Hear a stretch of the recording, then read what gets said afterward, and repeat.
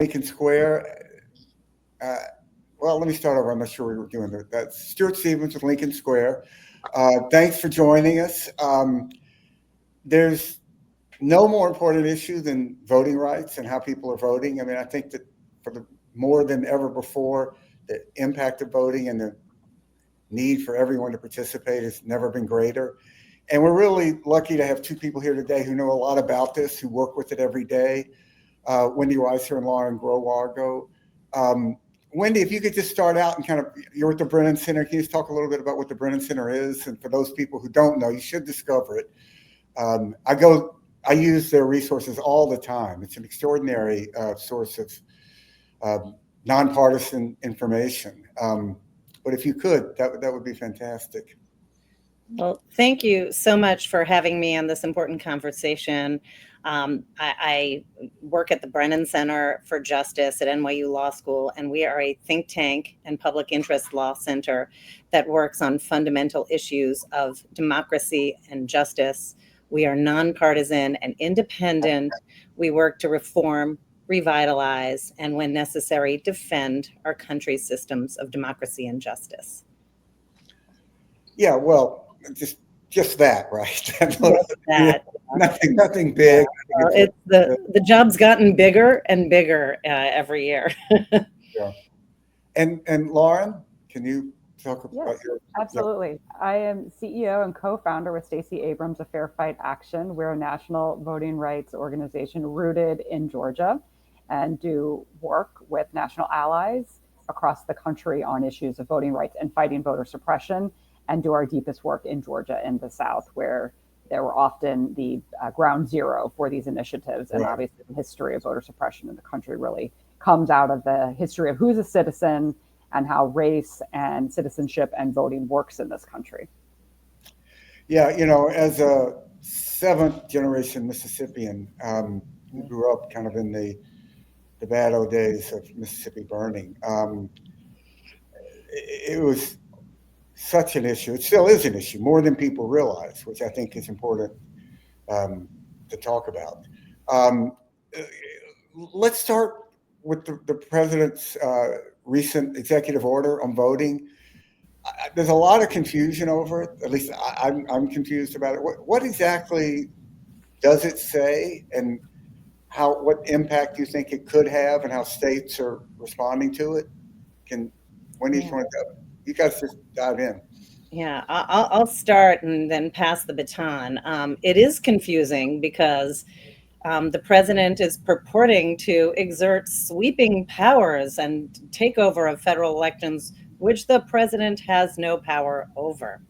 So I just want to be clear, this is a very strongly worded set of suggestions, but we believe this doesn't have the force of law because the president actually has no power over federal elections, but he's purporting to exercise it. And if it did take hold, it would be really quite frightening and damaging. And I'll just give an overview of some of the the most damaging portions of it. There's actually a lot in there.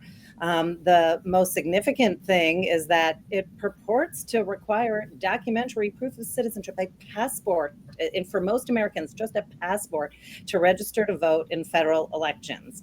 There is a federal bill that is pending that also another disastrous effort that would require such a thing as well. But this is the president trying to impose this by himself as a matter of national policy on the whole country. In a way that could block millions and millions of eligible American citizens from registering and voting.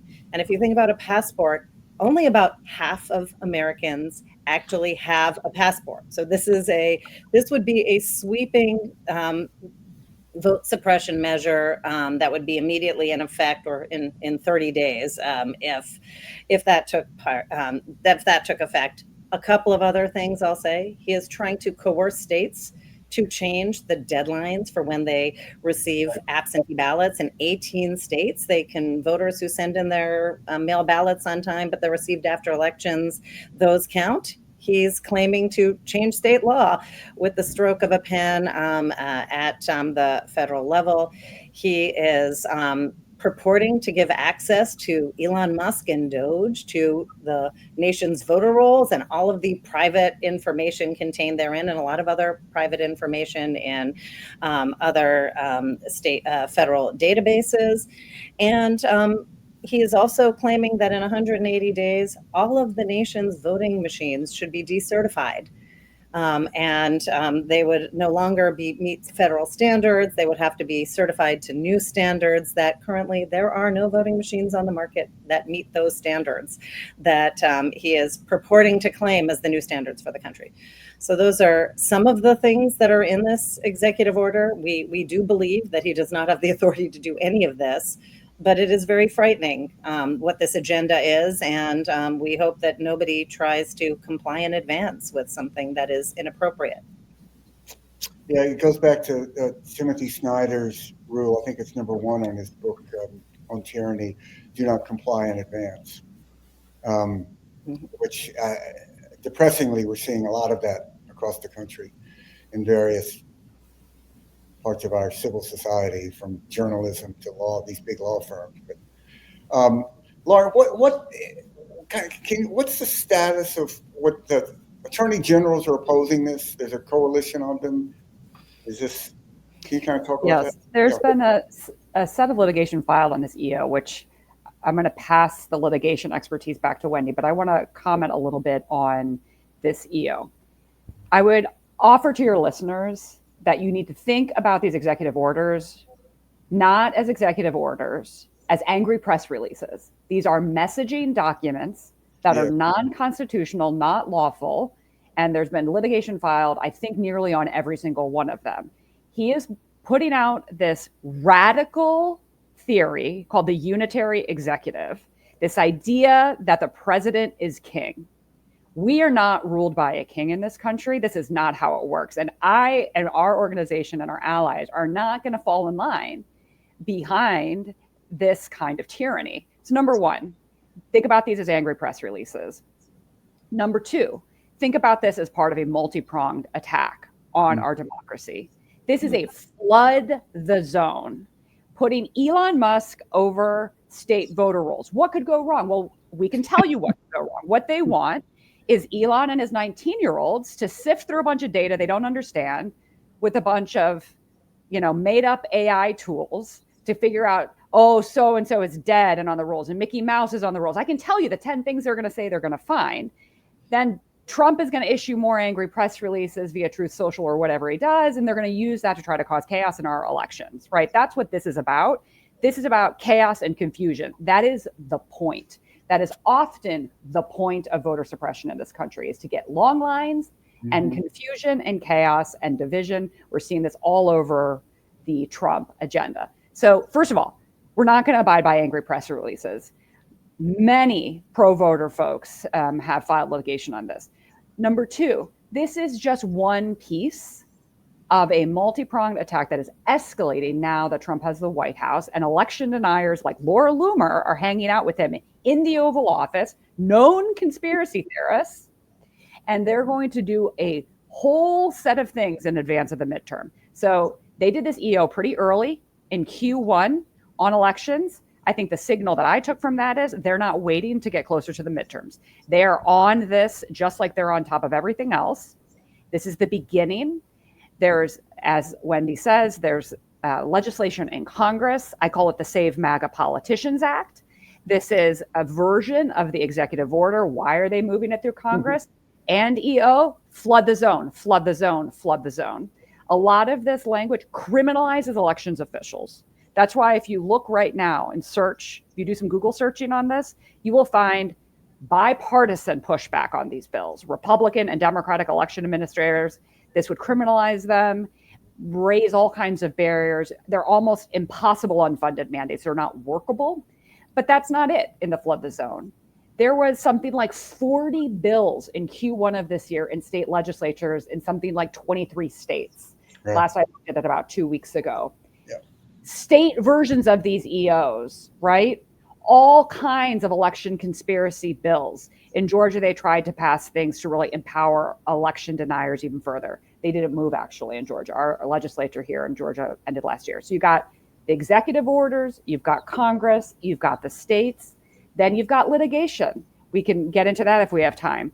All kinds of radical theories. They're trying to move through the Dobbs circuit, is what I like to call your old Mississippi circuit, Stuart, where they're doing radical things to throw out the votes of military voters, any ballots received after Election Day. That's just one example of radical new theories they're trying to get done through the courts. And then they are running a grassroots strategy to put election deniers in local boards, because Trump doesn't run elections. Local officials, your neighbors, run elections. And so that is where the power lies in the people. They are running a grassroots effort to get election deniers in those roles. So the good guys, the pro-democracy, pro-American folks here, we need to get pro-voter advocates. That is something your listeners can do, is go be a poll worker, go run for BOE. So it's all of these levels in the flood the zone, and they are pushing on every single piece of it to raise barriers to try to protect themselves and try, they're going to fail, but try to get to an election system that is like an illiberal democracy, right? We have elections, but it's impossible for the opposition party to win. That's what their goal is. It's not going to work, right? There is a massive amount of pushback, and we all know what that strategy is. Many of these radical conspiracy theorists, they have websites, they have their goals out, know what they're pushing towards. And with that, I'll pass it back to my colleague, Wendy, to talk about the incredible legal pushback that's already started on the EO, which goes to your question, Stuart. Yeah, let me just say, in the confessional, I worked for Republicans for, almost 3 decades, helping elect Republican governors and senators over half the country. I never saw voter fraud. The problem we have in our country is getting people to vote when it's legal. Not if That's people correct. We have a participation issue, not a fraud issue. It's such an absurd notion that somebody's going to wake up and go, I want to commit a felony today, so I think I'm going to legally vote. It's just a fantasy that I know Republicans have raised the specter as a way to legitimize what they're doing.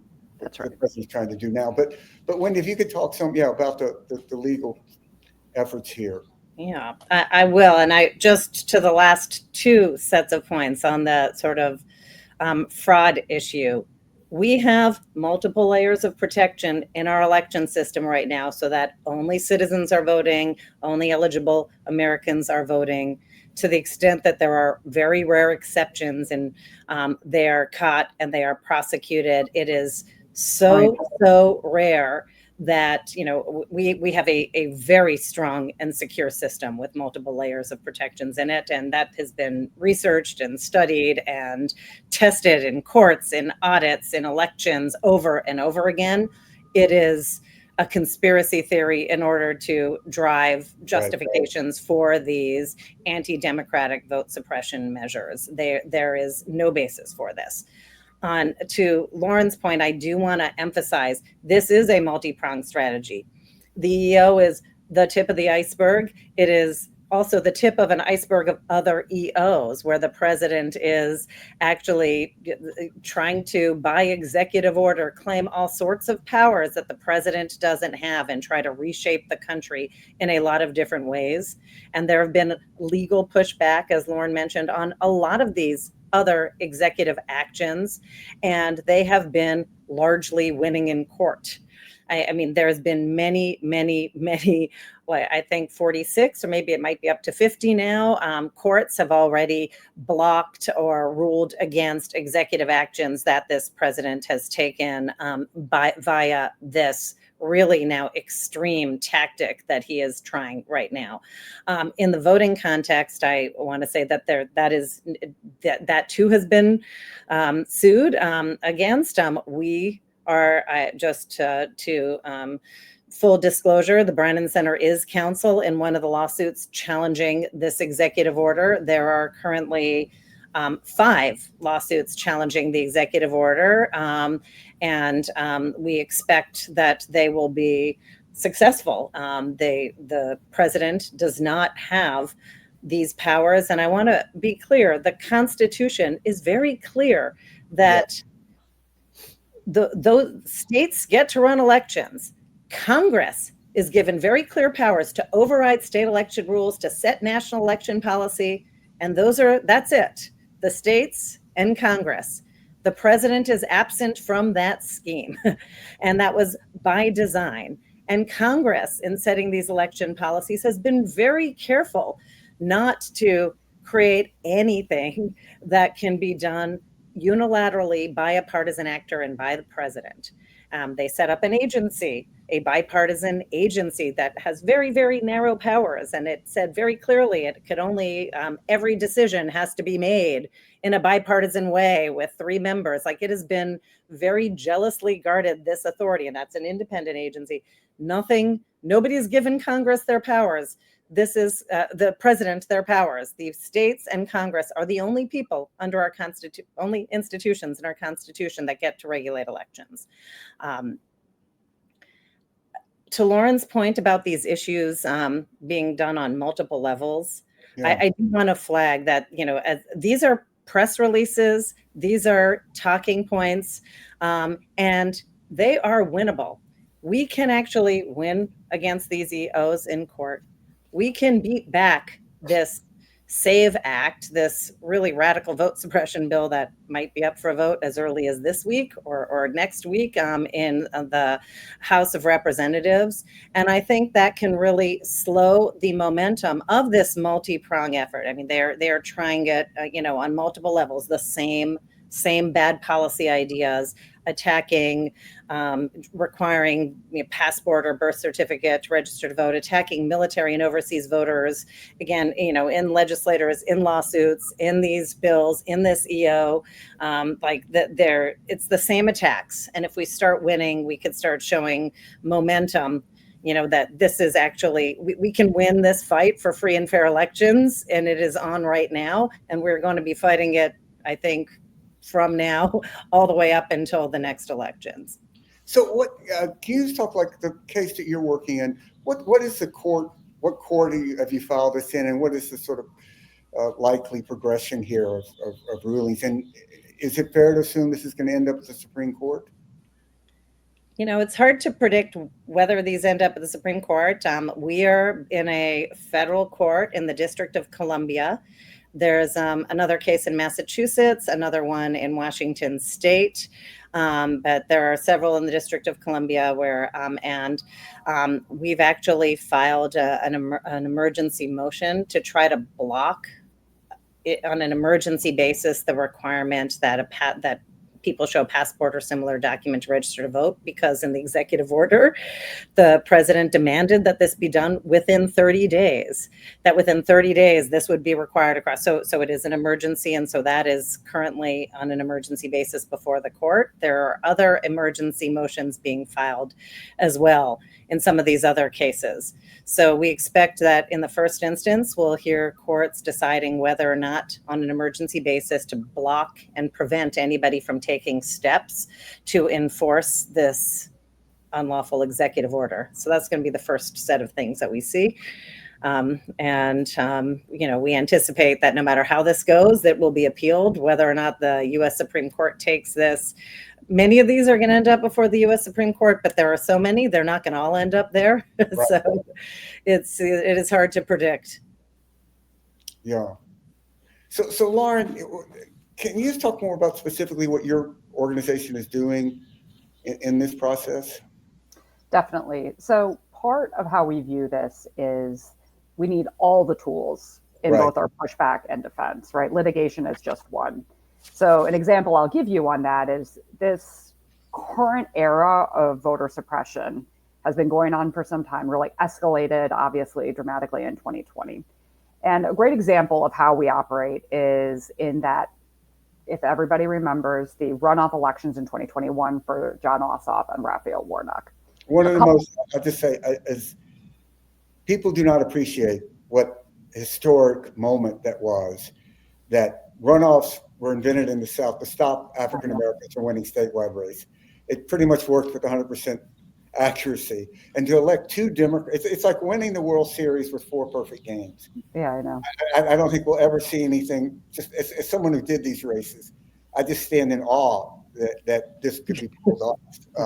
But anyway, continue. Yeah, well, a lot of the Trump friend network obviously tried to prevent that from happening. And the most infamous example I could give you is True the Vote, which is highly networked with this MAGA anti-voting operation. A couple weeks before that runoff, they tried to kick 385,000 Georgians off the rolls using an arcane provision, allowing mass challenges by individual voters in counties to challenge a registration status of their neighbors in the county, but they don't have to know them.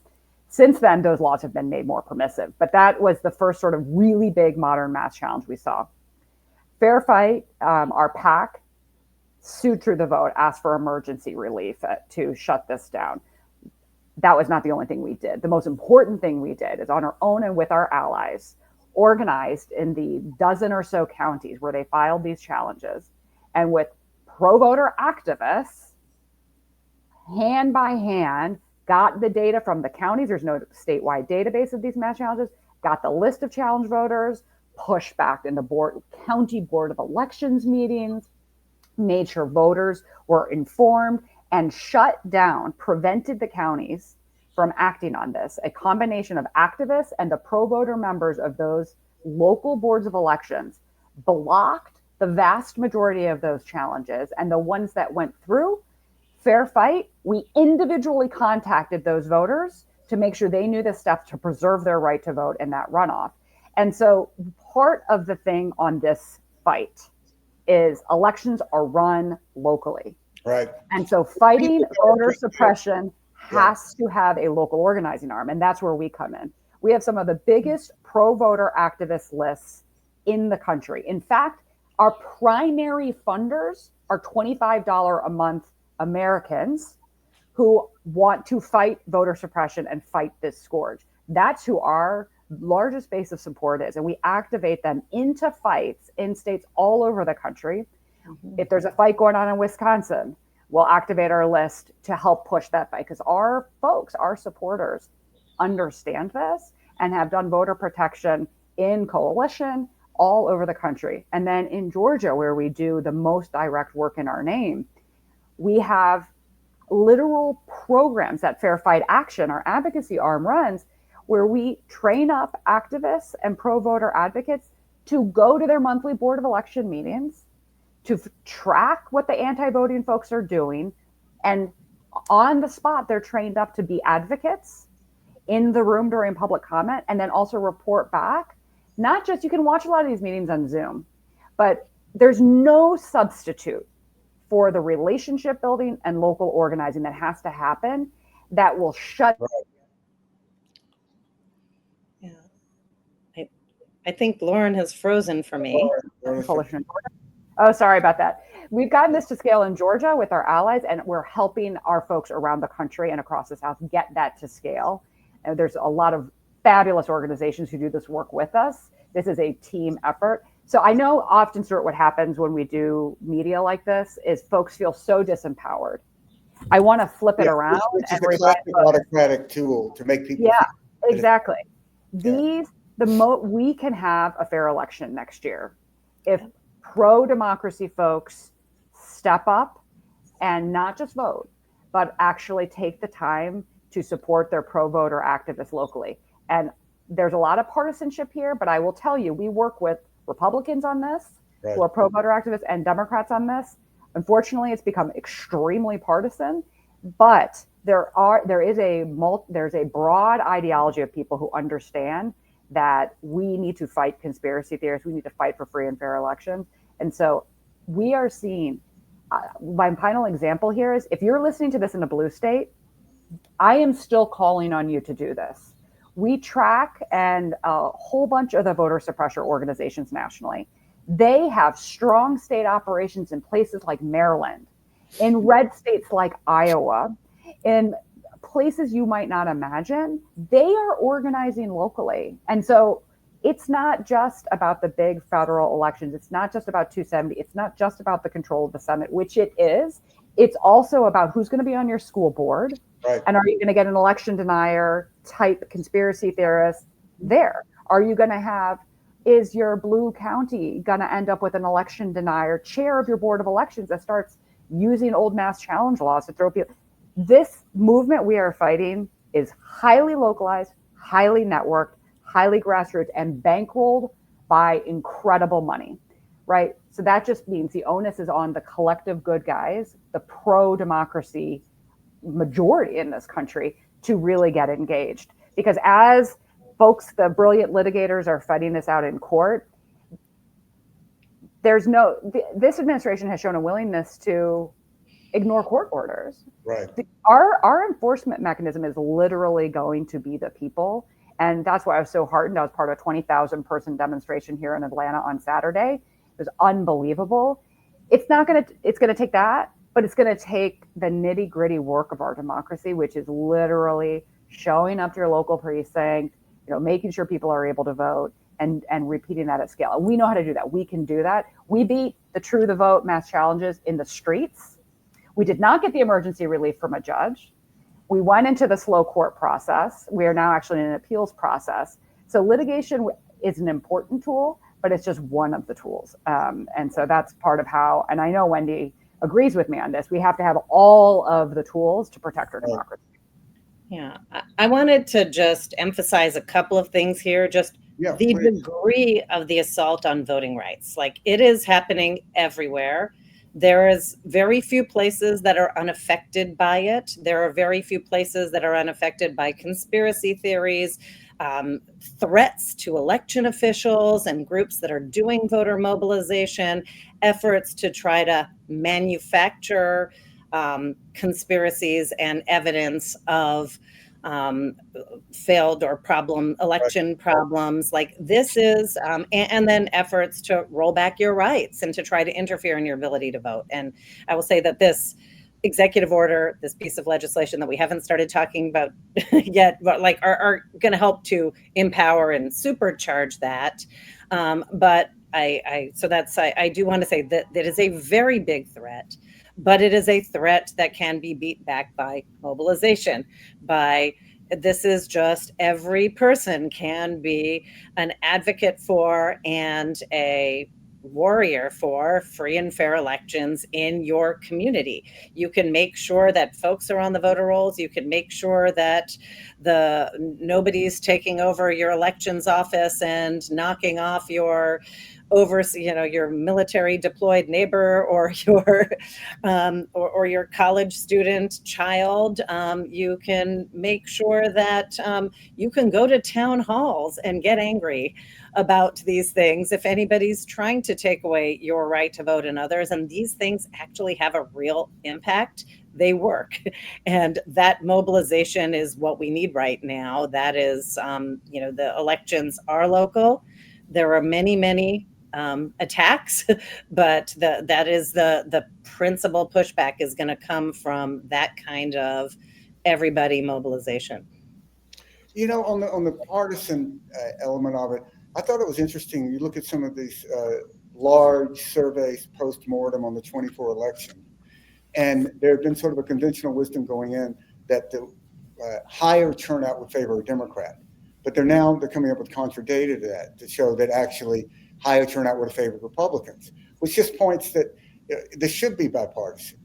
If you're in a world in which more people vote, if both sides think it's going to favor them, that seems to me to be where you want to be, because more people voting should be a given that is better.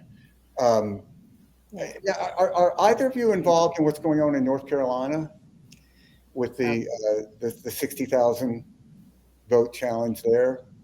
Yeah, well, I'll just, to your first point, I just want to say that we used to have a real bipartisan consensus in this country for a while around voting rights. Yes. And, the most vivid example of that consensus is the passage of the Reauthorized Voting Rights Act in 2006. That was nearly unanimous. It was unanimous in the Senate, nearly unanimous in the House, signed into law by George Bush. This was a high point of bipartisan embrace of voting rights and everybody votes. But we have been now in more than a decade long assault on voting rights. And as Lauren pointed out, that really stepped up after 2020, and the conspiracy theories around the 2020 elections. That has been, that has scrambled that.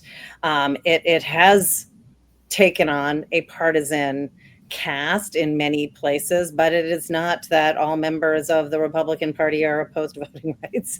That is not true. But there has been, and this is something that hurts everybody. Vote suppression hurts everybody. It hurts Democrats, it hurts Republicans, it hurts independents, and it really hurts our democracy. So, we should get back. I hope we get back to that bipartisan consensus. It is a core value of the American democracy and our constitutional system. North Carolina is it is an embarrassment. It is a travesty. It is a flashing warning sign for our democracy. An intermediate appellate court just issued a radical decision calling into question, tens of thousands of votes that were already cast and counted. Nobody is questioning that these were cast by legitimate, eligible voters.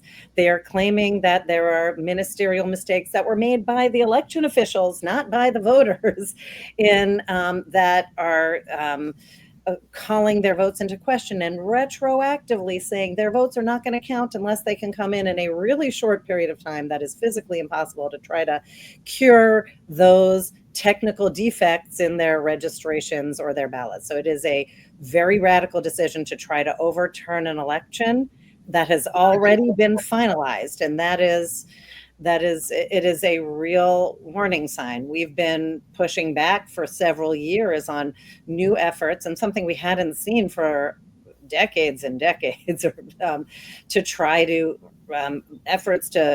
schemes to try to overturn elections. The most radical one was, of course, the January 6th, 2021. But there have been efforts and schemes across the country over the last couple of years. And this is now one that, if it's not overturned or blocked, could very well succeed. And that will be a real black mark and turning point in our country if that happens. Yeah, it's accurate, right? This was not a close election. Right? This was an election decided by 60,000 votes that they're trying to.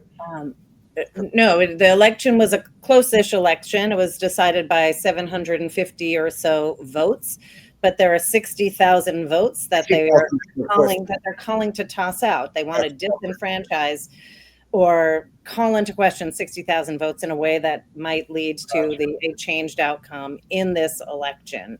So there are 60,000 people who are eligible voters whose votes are going to be called into question, an election that was already called. And, we do have a fundamental principle that elections are decided on the rules that were in place on election day. We don't change the rules after the fact and then recount the votes and redecide elections.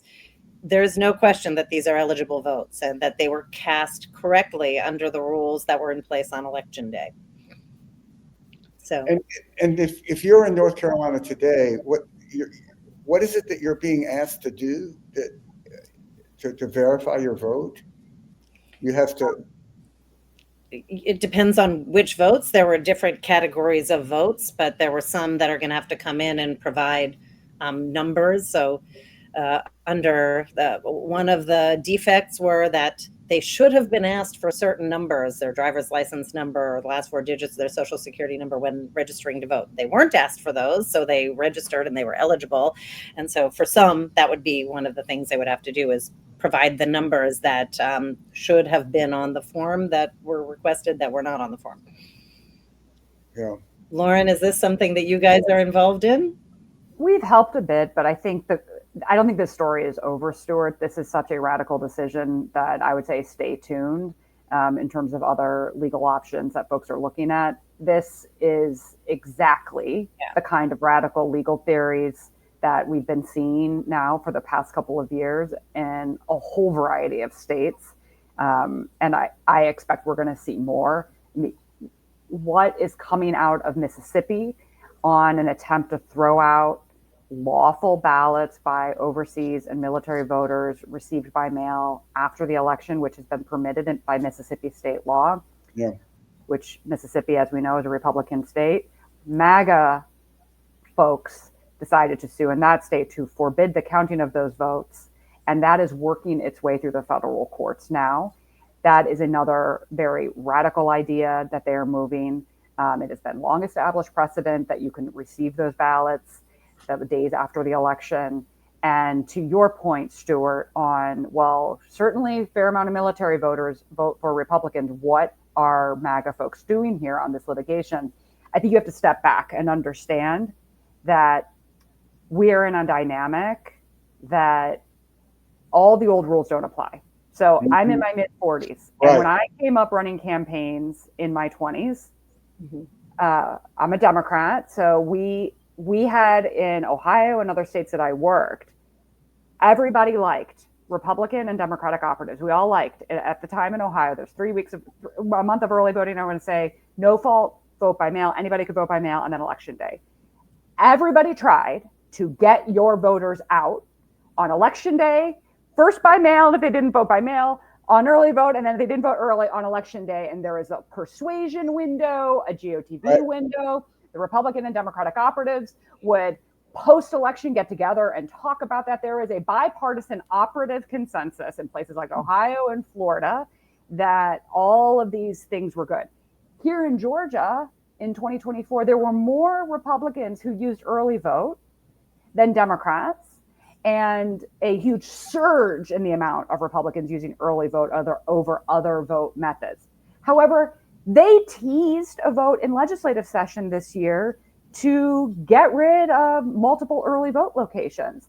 And so I went on TV in Georgia and I said, well, I have seen everything. They are now trying to get long lines of their own voters. The top way to get voter suppression is to create long lines. Yeah. And so they pulled that back. But my larger point is this is not business as usual. This is completely different. And if you want to understand it, you got to understand some of the buddies. Some of the leading lights of this movement are folks like Cleta Mitchell, who has a, quote, elections bill of rights.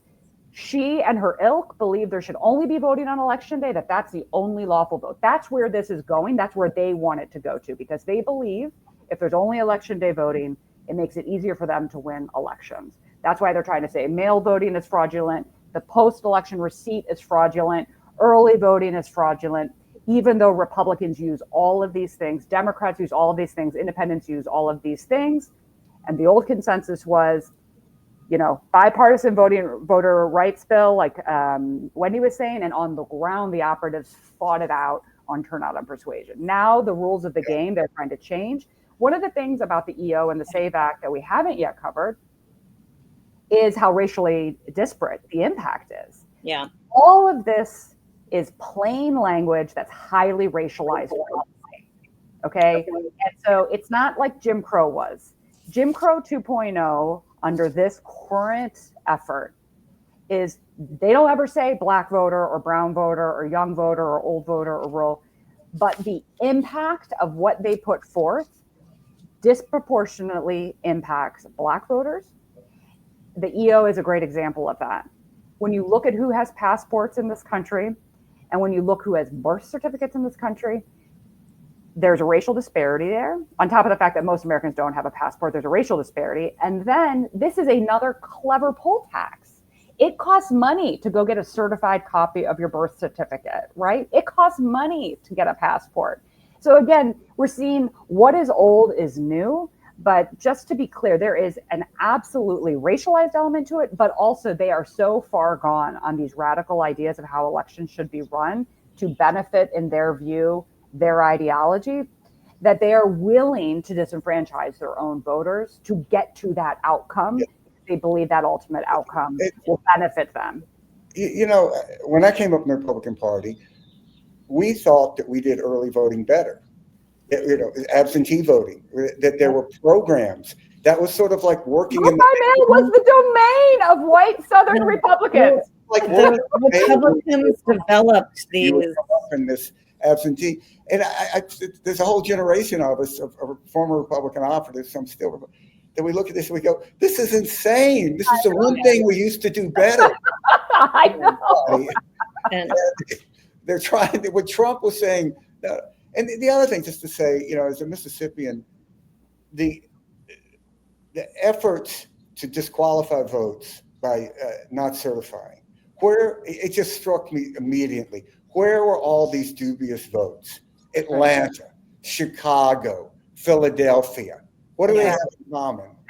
Not saying the word, but it's racial in the point, right? And in the effect. And I want to just double click on the Republicans, in fact, developed early voting, mail voting. All of those policies originated in red legislatures and in red states. These are not some political ploy by Democrats. And it has enjoyed, over time, it got broad national consensus of people of all political parties. But it was, in fact, this is something that improved elections for everyone. I also want to reinforce what Lauren said is, it is not over in North Carolina. There are many more legal steps. This is a radical decision. It is flashing red lights, but it is not over. So people should stay tuned, and there's still some fight there, and there's still some opportunity to reverse this radical thing. And on the racially disparate impact, I just wanted to flag, in addition to the disparate rates of who owns passports and birth certificates and the cost differences, we actually have some hard research on the impacts of all these vote suppression measures over time. And the Brennan Center, we did a study looking from 2008 to the present, looking at turnout and the and the difference in participation of different racial groups, the different participation rates across the country. And we actually found that turnout gap between Black and white voters has grown consistently over time, and it has increased and increased, especially since the Supreme Court gutted the core provision of the Voting Rights Act in a Shelby County decision. And we actually were able, through statistical research, to actually prove that in fact, one of the driving factors, one of the most significant causes of that increase was vote suppression measures in those jurisdictions. And so, we know that this is actually having an impact that is driving down participation for voters of color, and it's not theoretical. There's receipts now. Yeah, they wouldn't be doing it if they didn't think it was working. One really important piece on this that goes to the importance of everybody's individual small activism and big activism. These angry press release EOs and attacks on all kinds of sectors in our country have chilled the likes of mainstream media, have chilled the likes of major law firms, have chilled and changed the actions of major universities. The chilling effect of this stuff is real. And sometimes I think people understand it at that level.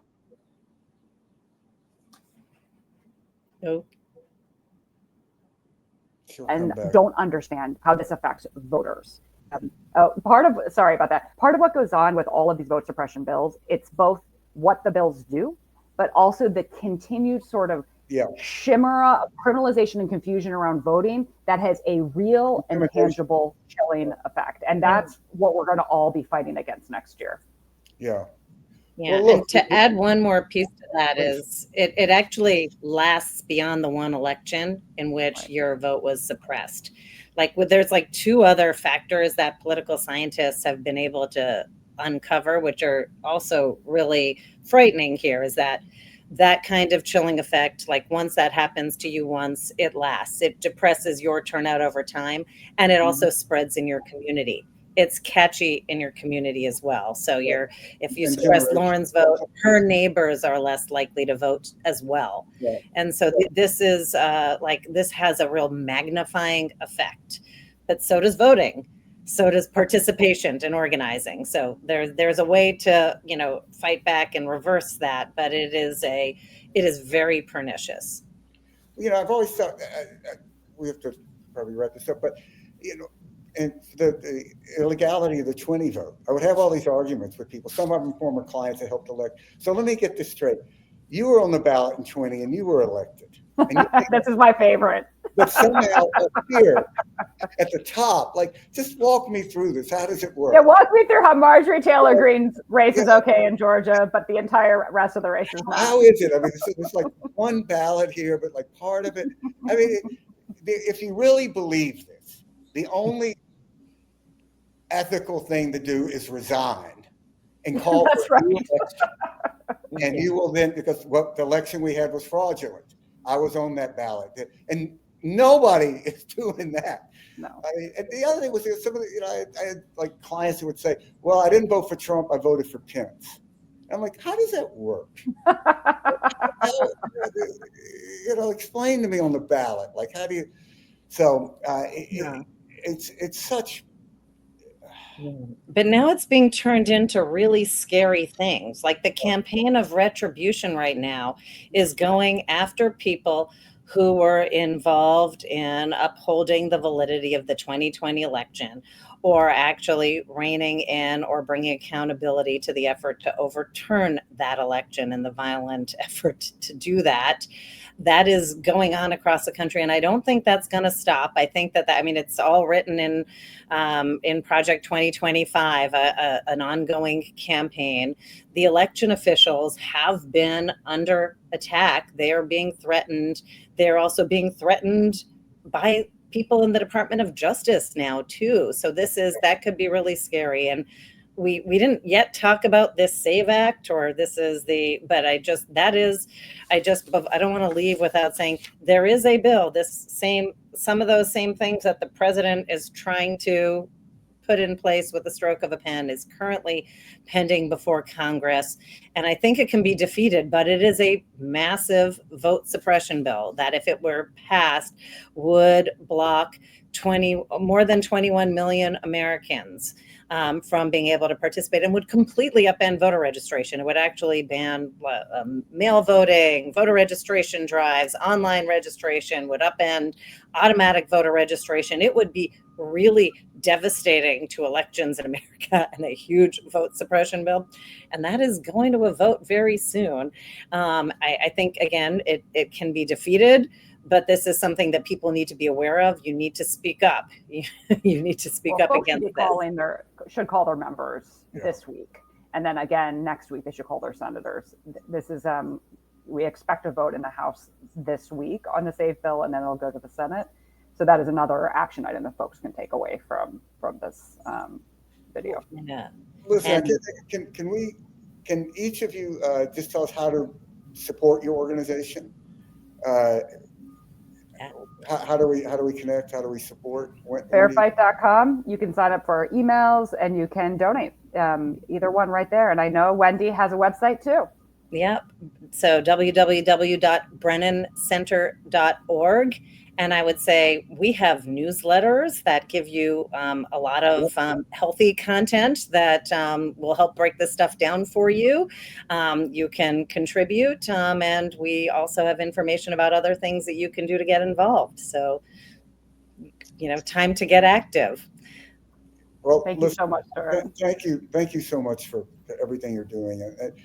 There's no more important issue. I mean, the thing that I think people don't focus on, the problem with the unimaginable is it's hard to imagine. But when this stuff becomes legal, you can't say, if it becomes legal that the Georgia legislature can overturn the popular vote, right, then it's legal when they do it. And that's the whole sort of long-term, it's another whole conversation again about Leonard Leo and the funding there and the Clea Mitchell stuff. I mean, I wrote about it in my last book. I don't think people understand the amount of money, $1.8 billion was given to Leonard Leo. I mean, they started the Federalist Society, which began as just a nice little weekend at Yale, future of the conservative judiciary. And you look around today, and it's hard to say the Federalist Society didn't win. And that same sort of long-term, multi-pronged, like you say, efforts are to curate the vote, which is really how I look at it. They want people to vote if they can choose the people to vote. That's right.